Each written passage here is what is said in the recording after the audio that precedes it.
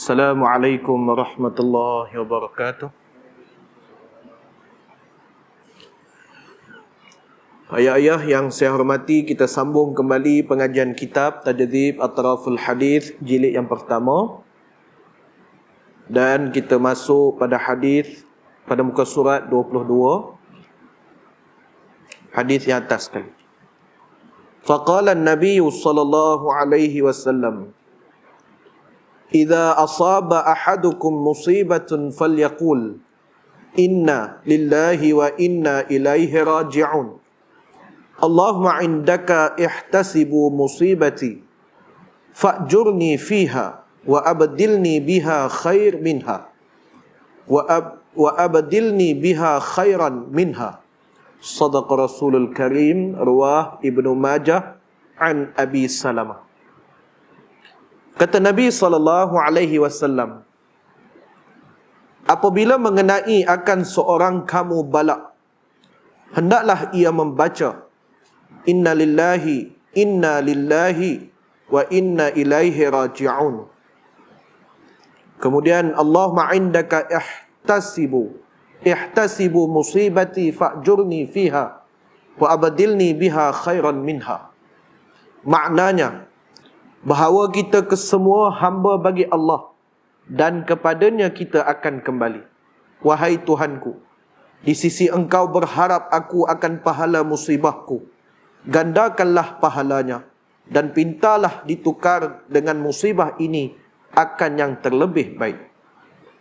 Benarlah kata Nabi SAW, hadis yang diriwayatkan oleh Ibnu Majah daripada Abi Salamah, dan hadis ini adalah hadis hasan.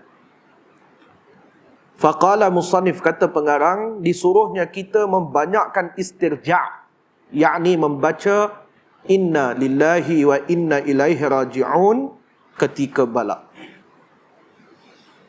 Kata Nabi SAW, idza asaba ahadukum musibah falyaqul inna lillahi wa inna ilaihi raji'un. Apabila mengenai akan seorang kamu akan bala, maka hendaklah dia membaca inna lillahi wa inna ilaihi raji'un. Ayah-ayah yang saya hormati, inilah ungkapan yang diajar oleh baginda Nabi SAW kepada kita apabila kita menerima musibah, terima musibah ataupun mendengar khabar musibah, maka ucaplah kalimah istirja', nama dia, iaitulah kalimah inna lillahi wa inna ilaihi raji'un. Ada kalimah tersebut, ayat tersebut yang disebut sebagai ayat istirja'. Istirja' ni maksudnya pengembalian. Itu maksud istirja', mengembalikan apa yang dikenakan kepada kita. Kita minta Allah kembalikan kepada kita dengan yang lebih baik. Setiap daripada kita semua akan diuji oleh Allah Subhanahu Wa Taala. Balak ni dalam beberapa keadaan. Dalam sebuah hadis hasan, Nabi SAW menyebut ada 15 perkara yang menghalalkan balak. Ada 15 perkara yang menghalalkan balak. Antaranya berleluasanya rasuah, itu antara perkara yang boleh menghalalkan balak. Jadi balak ini, bila mana Allah turunkan balak, tak kena pula, tak kira siapa, baik ke tak baik ke, alim ke tak alim ke, ustaz ke bukan ustaz ke, tok guru ke bukan tok guru ke, bila Allah turun balak, semua kena. Ada, dia ibarat kata guru kami, ada ibarat duduk atas kapal, ada seorang pergi pecah kapal tu. Jadi siapa yang duduk atas kapal tu semua tenggelam. Ada, nak cerita kata bila balak datang ni, semua orang akan memperolehi balak.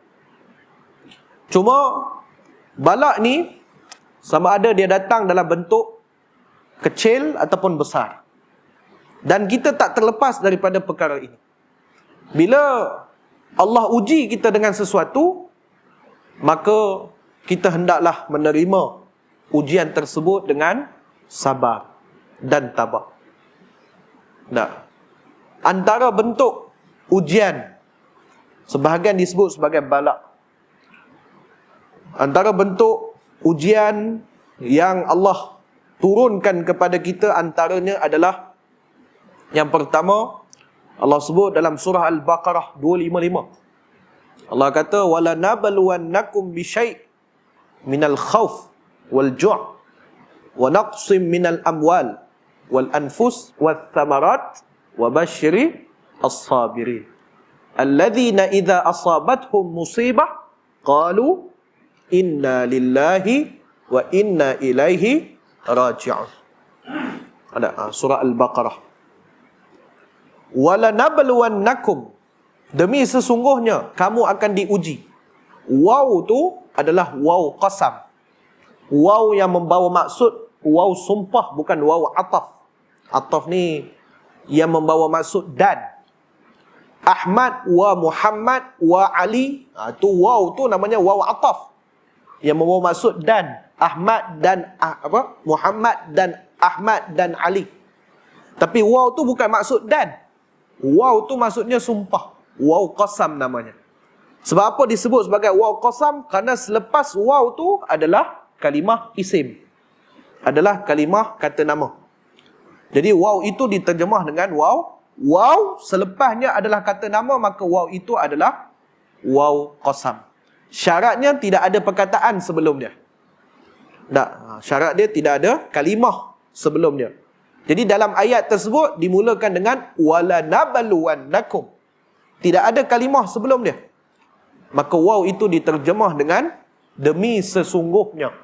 Allah bersumpah kamu akan diuji bisyai' dengan sesuatu. Antara bentuk ujian Allah yang pertama al-khauf, iaitu perasaan takut. Takut ni lagu mana? Macam mana bentuk ujian? Allah uji ketakutan kita. Bukan takut hantu, bukan takut syaitan, bukan hantu. Dalam tafsir Imam Jalaluddin As-Sayuti, dalam tafsir Jalalain, Al-Imam Jalaluddin As-Sayuti menyebut bahawa antara bentuk ujian yang disebut sebagai ketakutan itu adalah bila mana yaumul qital, iaitulah pada hari peperangan. Jadi ketakutan itu Allah uji bila mana tiba hari peperangan. Iaitu mereka yang firar. Firar ni maksudnya cabut, lari daripada medan perang. Maka golongan ini Allah laknat. Golongan ini akan diberi peringatan yang cukup keras daripada Allah. Mereka yang lari dalam medan perang.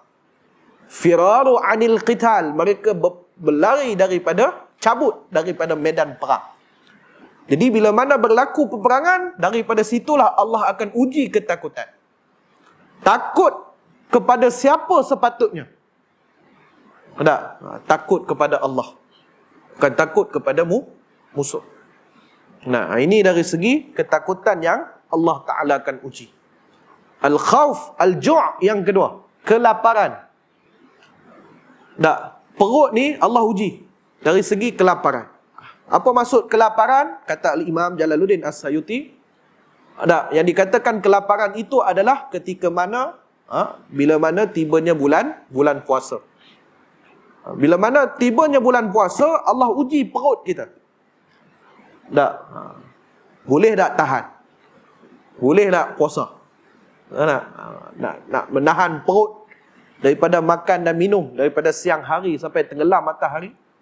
Waktu tu Allah uji. Bila tiba bulan puasa ni, waktu pagi okey lagi. Bila mari tengah hari, bila mari tengah hari, kita dah selalu tengah hari makan nasi. Bila mari bulan puasa, tahun depan bulan puasa start awal 3 hari bulan 4. Kan saya tengok kalender, tahun depan 3 hari bulan 4 dah start dah. Dah start puasa.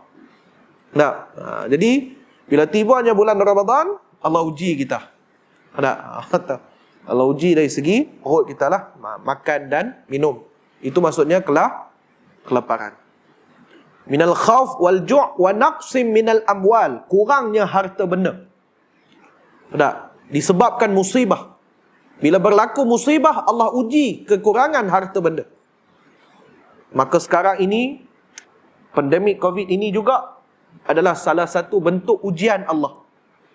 Yang di mana ramai daripada kalangan kita yang hilang pekerjaan. Tak? Yang hilang pendapatan disebabkan pandemik ini. Jadi pada situ juga Allah uji bab rezeki. Karena itu dalam sebuah hadis qudsi kata Allah Subhanahu wa taala, la tas'alni an rizqan ghad kama lam atluba minka amalan ghad. Allah sebut dalam sebuah hadis qudsi, la tas'alni an rizqan ghad, jangan kamu tanya tentang rezeki kamu besok hari. Kama lam atluba minka amalan ghad, seperti mana aku tak pernah minta kamu untuk menyenaraikan amalan kamu untuk besok hari. Allah sebut kat kita, jangan ditanya rezeki kita. Besok ni nak makan apa tau?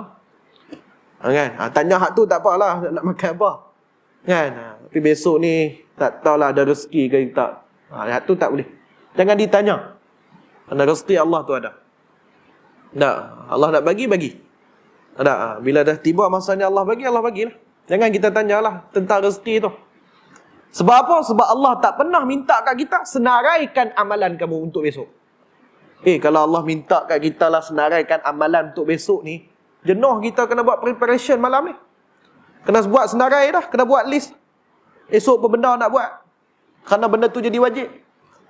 Tapi Allah tak minta. Bila Allah tak minta hak tu, jangan kita tanya rezeki. Tak, jangan tanya kepada Allah Ta'ala tentang rezeki kita. Jadi dari segi kekurangan harta benda itu juga merupakan satu ujian. Bila mana Allah Ta'ala menguji. Alhamdulillah, sepanjang apa yang berlaku sebelum ini, kita diuji oleh Allah dari segi kekurangan harta benda, kehilangan pendapatan, kehilangan pekerjaan. Tetapi ada hikmah yang mungkin kita tak tahu apa yang Allah nak bagi lepas tu. Kemudian wa naqsu minal amwal wal anfus, kematian. Maksud kata wal anfus ni jiwa. Bila mana Allah uji ada orang yang kita sayang dengan kematian. Jadi itu juga adalah salah satu bentuk ujian Allah. Bila mana Allah uji kita, ada orang yang kita paling sayang, Allah matikan dia. Waktu itu Allah uji sama ada kita boleh terima tak hakikat tu. Sama ada kita boleh terima tak takdir yang Allah dah tetapkan kepada si fulan itu. Ada orang alhamdulillah, bila mana kematian orang yang dia sayang, dia redha. Ada orang yang bila mana Allah tarik nyawa orang yang dia sayang, dia tak dapat nak menerima hakikat tu. Sehingga kita tak nafikan kita sayang. Tapi bila mana Allah uji lagu tu, nak tak nak kita kena terima. Kerana setiap daripada kita ni ada ajal yang telah ditetapkan oleh Allah. Cuma kita tak tahu. Bila, di mana tu kita tak tahu. Tapi bila mana ada Allah tarik nyawa orang yang kita sayang, maka kita kena terima hakikat tersebut dan kita kena redha takdir yang telah Allah tetapkan kepada si fulan itu. Maka kita wajiblah menerimanya. Jadi kematian juga merupakan satu musibah, satu ujian kepada kita. Wal anfus wath thamarat, tumbuh-tumbuhan. Bila mana Allah uji kita dari segi tumbuh-tumbuhan, penanaman, pertanian. Kita duk tanam selama ni, tiba-tiba datang serangga ataupun penyakit, ataupun kita tanam penat-penat lah sekali tak keluarkan buah. Punyalah jaga elok-elok. Itu adalah salah satu bentuk ujian juga daripada Allah Subhanahu wa taala. Kemudian semua ujian itu yang kita sebut, yang Allah sebut sebentar tadi, yang Allah sebut dalam Quran, semua ujian itu untuk apa? Wabasyiris sabirin, khabar kepada mereka yang bersabar. Ini bila mana Allah uji kita dengan sesuatu, maka hendaklah kita bersabar terhadap ujian tersebut. Tak. Termasuklah banjir. Dan sekarang ni musim banjir. Dia termasuk dalam naqsum minal amwal, kurangnya harta benda. Tak. Maksudnya dari segi banjir, kilat, ribut petir. Itu semua adalah bentuk ujian untuk Allah uji kita. Kenapa Allah uji kita? Al-Ankabut ayat yang kedua. Ahasiban nasu an yutraku an yaqulu amanna wa hum la yuftanun. Sadaqallahul azim. Apakah manusia itu mengira apabila mereka ditinggalkan, yakni tak diuji dengan apa-apa ujian, lalu mereka mengatakan kami adalah orang yang beriman. Wa hum la yuftanun. Sedangkan mereka belum lagi diuji, kata Allah. Al-Ankabut ayat yang kedua. Allah kata, apakah manusia itu mengira apabila dia tak diuji dengan sesuatu ujian, lalu dia kata akulah orang yang beriman. Allah kata belum. Belum lagi diuji. Tak boleh nak declare kata aku orang beriman, kerana belum lagi diterima ujian. Tak. Dan ayat yang mengatakan bahawa kita semua akan diuji, Al-Mulk ayat yang kedua. Alladhi khalaqal mauta wal hayata liyabluwakum ayyukum ahsanu amala. Apabila Allah jadikan kita, Allah hidup, Allah lah yang menjadikan kematian dan Allah yang menghidupkan kita. Bila Allah jadikan kita, liyabluwakum, maka Allah akan uji kamu. Ayyukum ahsanu amala, siapakah daripada kalangan kamu yang paling baik amalnya. Bila Allah jadikan kita, maka Allah akan uji kita. Tak. Untuk apa? Untuk sejauh mana tahap kita menerima ujian daripada Allah Subhanahu Wa Taala. Kerana itulah ujian bala ini sudah semestinya Allah akan uji kita. Maka apabila kita mendengarnya ataupun kita sendiri yang menerimanya, maka ungkapan yang paling baik untuk kita sebut adalah kalimah istirja', iaitulah inna lillahi wa inna ilaihi raji'un. Kemudian diajar lagi kepada kita doa. Antaranya ialah Allahumma indaka ihtasibu musibati fa'jurni fiha wa abdilni biha khairan minha. Yang membawa maksud, wahai Tuhanku, di sisi Engkau berharap aku akan pahala musibahku, gandakanlah pahalanya, dan pintalah ditukarkan dengan musibah ini akan yang terlebih baik. Ada? Supaya doa ini mengajar kita supaya sentiasa menerima ujian tersebut. Bila kita doa dengan doa ini, maknanya kita menerima ujian yang telah Allah tetapkan kepada kita, dan kita minta Allah jadikan ujian itu adalah yang paling baik dan ada hikmah yang berlaku selepasnya. Tak? Makna kata, bila Allah uji kita dengan sesuatu, maka kita kena mengharapkan agar ujian ini adalah sebagai tahap untuk kita mencapai kepada kesabaran itu. Tak? Kemudian kita minta kepada Allah supaya Allah jadikan ujian ataupun musibah itu sebagai gandaan pahala kepada kita. Antaranya penyakit. Penyakit juga adalah salah satu daripada bentuk ujian. Bila Allah bagi sakit kat kita. Bila mana kita terima, bila kita ada penyakit, kita ada sakit, itu adalah satu peringatan dan ujian kepada kita. Allah bagi kita penyakit supaya kita ingat dia selalu. Tak. Kerana fitrah manusia ni, bila dia sihat, kadang dia lupa. Dia lupa pada Allah masa dia sihat. Kerana itu Nabi selalu sebut kat kita, irtanim khamsan qabla khamsin. Ingatlah kamu 5 perkara sebelum datang 5 perkara. Sihataka qabla saqamik. Kamu kena ingat sihat kamu sebelum datang sakit kamu. Itu antara perkara yang kita perlu kena ingat. Masa kita sihat, kita kena ingat. Masa kita sakit pun kita kena ingat. Kebiasaan manusia bila mana dia sihat, dia lupa.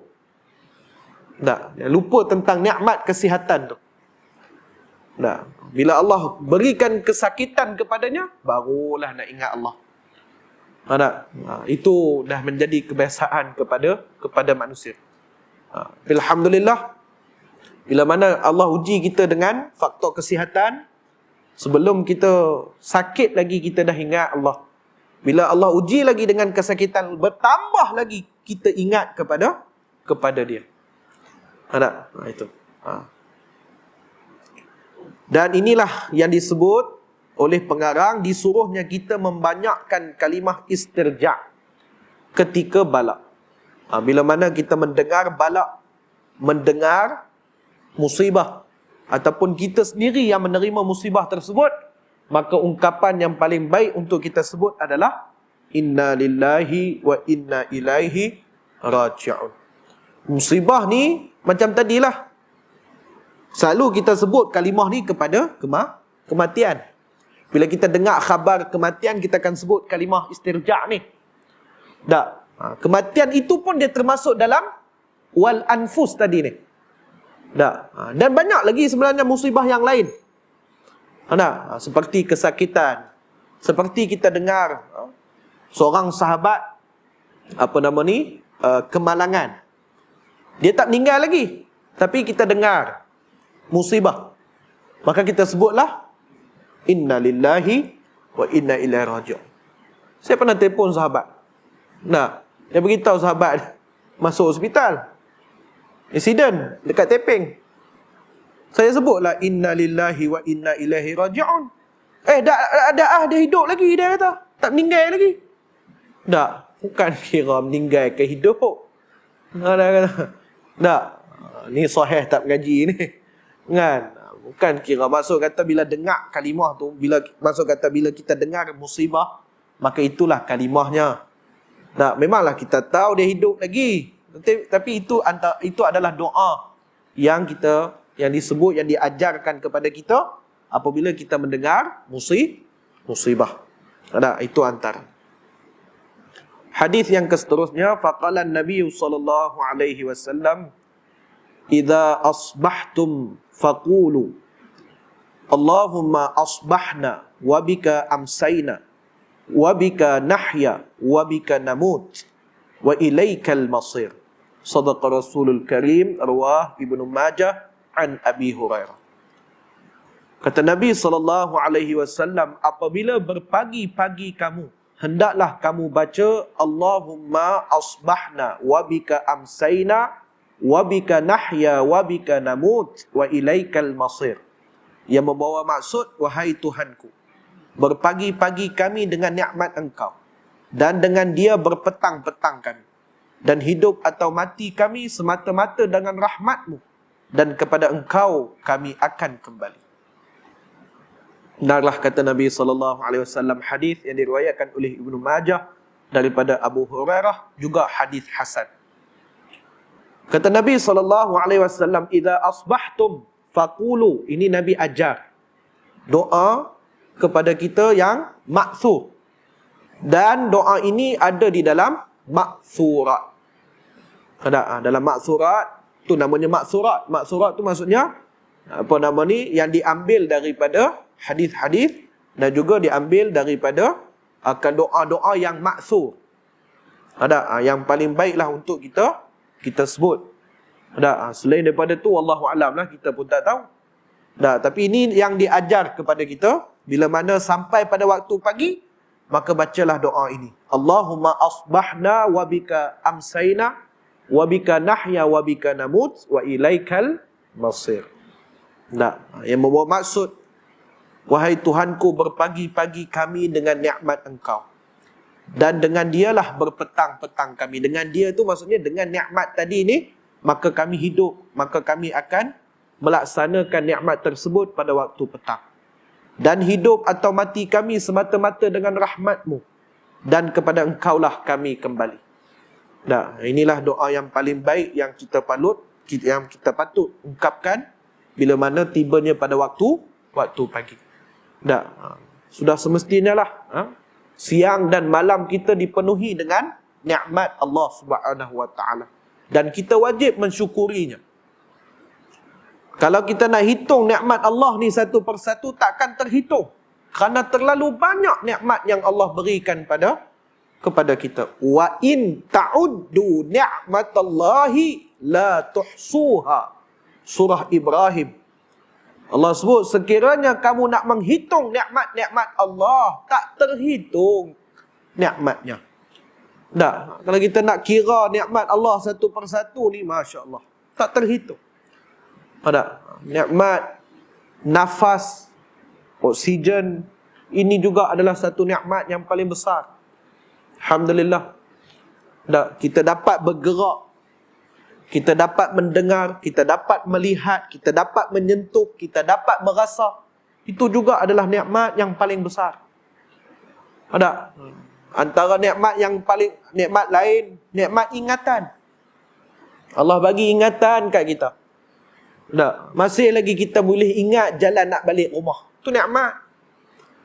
Tak, masih lagi kita ingat nama anak kita. Masih lagi kita ingat nama cucu kita, walaupun panjang berjela. Tak, nama pelik-pelik sampai nak sebut pun terbelit lidah. Tak, lah kali panggil pendek ya senang. Kan? Nama buh panjang-panjang panggil pendek ya, panggil liar ya. Kan, nama panjang. Tak, itulah maksudnya. Anak murid saya, Wan Sayyidah Hafsah Fatimah Al-Huri nama dia. Panjang. Pak dia binti Din ya. Pak dia Din, D-I-N. Saya tengok senarai nama tu, Wan Sayyidah Hafsah Fatimah Al-Huri binti Din. Gamanya pak dia geram kot.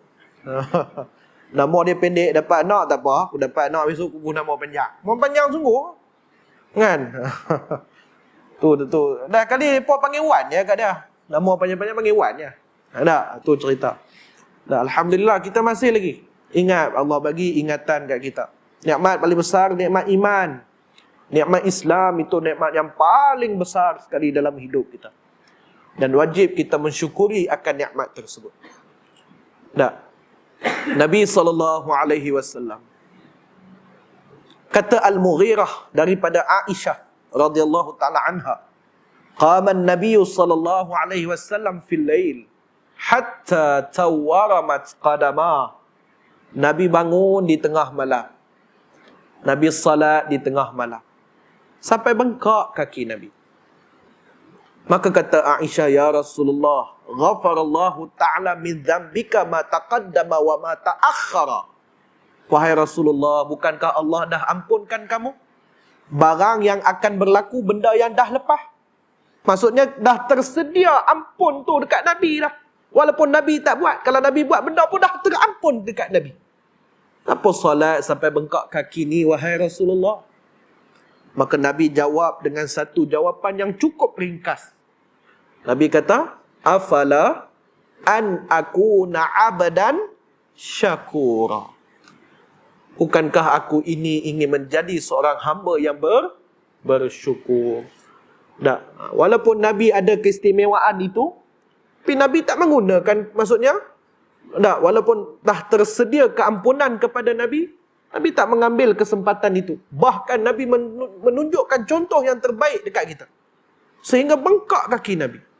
Walaupun kita tahu Allah dah ampunkan Nabi, tapi Nabi tetap juga salat. Kerana Nabi bersyukur dengan apa yang Allah tetapkan, Allah jadikan untuk dia. Maka begitu juga kita. Tak, apa yang kita ada bersyukurlah, Alhamdulillah. Ada sikit ke banyak ke, Alhamdulillah. Tak, setakat ini Alhamdulillah lah. Boleh lagi lah. Tak, kita bersyukur dengan nikmat Allah Subhanahu Wa Taala. Dikala orang lain sedang diuji, tapi kita masih lagi Allah cukupkan kat kita. Nak kata banyak tu taklah, tapi Alhamdulillah cukup. Tak, Alhamdulillah. Walaupun orang lain diuji, tak, yang diuji tu pun dia pun Alhamdulillah cukup untuk dia.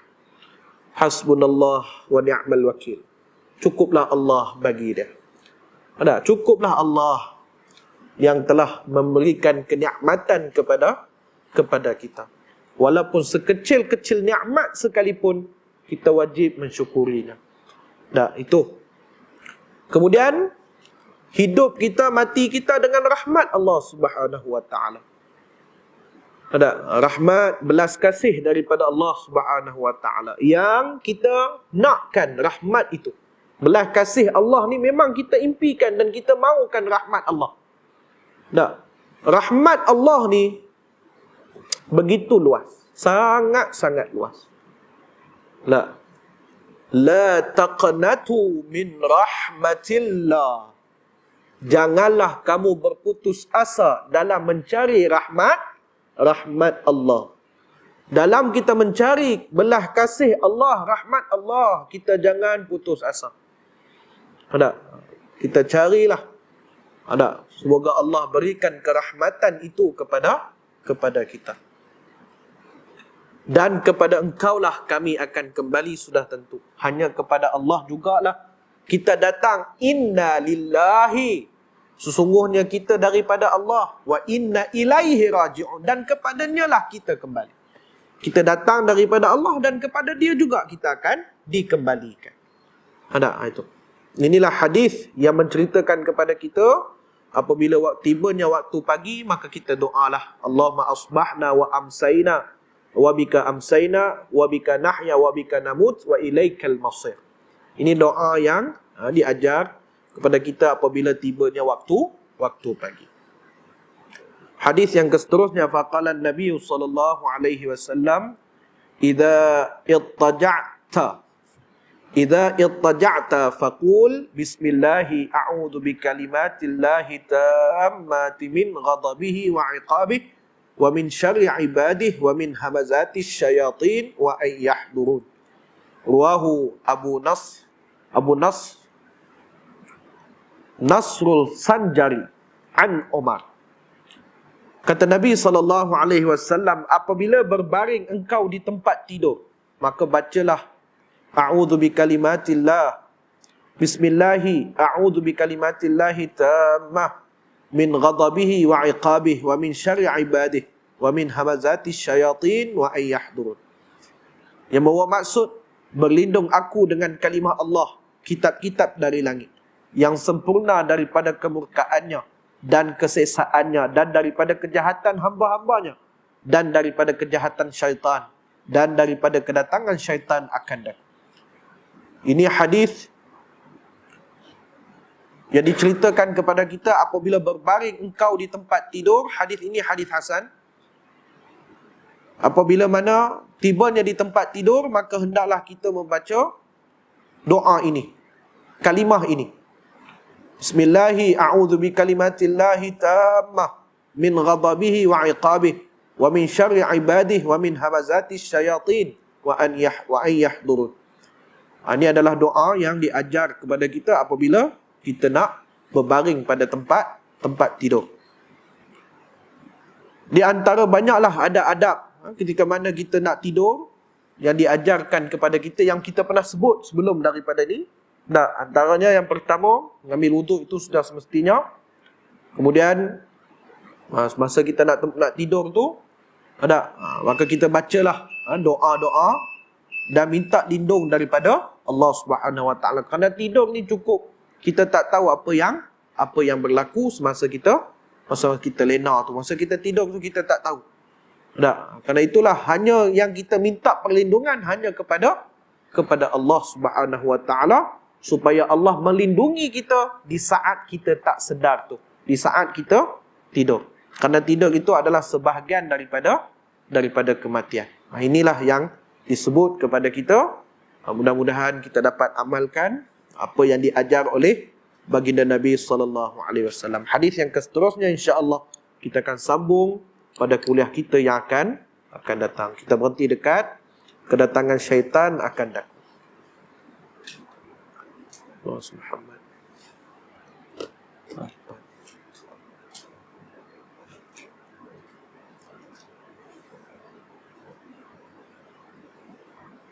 Terima kasih kepada ayah-ayah saya yang sudah hadir. Terima kasih banyak-banyak. Hanya Allah Ta'ala sajalah yang membalas setiap amal kebaikan yang dilakukan oleh ibu dan ayah saya di sini. Saya mohon maaf sekiranya saya terkasar bahasa, lanjur kata, telajak kata, saya maaf banyak-banyak. Dan saya selalu berdoa kepada Allah semoga jemaah yang selalu solat berjemaah, yang selalu mai masjid, yang selalu mai surau, yang selalu solat berjemaah, selalu mai mengaji menuntut ilmu, semoga Allah kurniakan kesihatan yang baik, panjangkan umur, dimurahkan rezeki, serta diberi kefahaman yang baik dalam memahami agama Allah Subhanahu wa taala. Doakan saya mudah-mudahan Allah permudahkan urusan di dunia dan juga di akhirat. Insya-Allah bila kita bertemu lagi pada kuliah kita yang akan datang, mudah-mudahan Allah izinkan dan memudahkan pertemuan kita nanti, insya-Allah. Sekian daripada saya, wallahu taala. Assalamualaikum warahmatullahi wabarakatuh.